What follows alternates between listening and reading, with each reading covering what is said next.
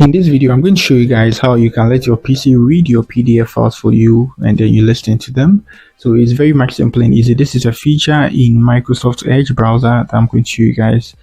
It's very simple and easy. So if you have some PowerPoint files, if you have some slides that are in PowerPoint, you just need to convert them into PDF files and then open them with your Microsoft Edge.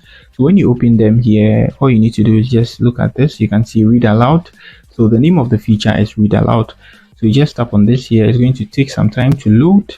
So after loading, you can see that's it. So it's going to read from line to line. You can even try to speed it up by tapping on this here, and it's going to speed up the process and then read ahead.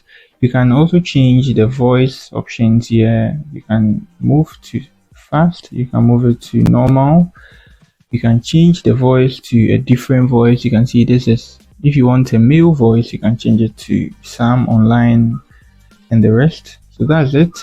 Very much simple and easy. You can also pause it when you're reading. So let's say you are listening to it and then someone is talking to you, you can pause it. After that, you play it and then you continue where you left, something like that. So that's it on how you can let your Microsoft Edge browser automatically read your PDF files for you.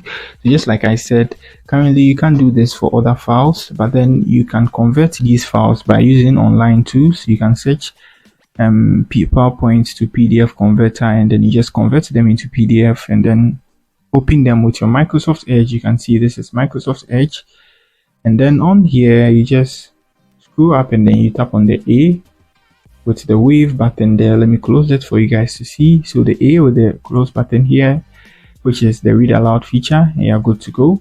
So that's it for the video. If you are new here, try to give this video a like and also subscribe to my channel. Peace.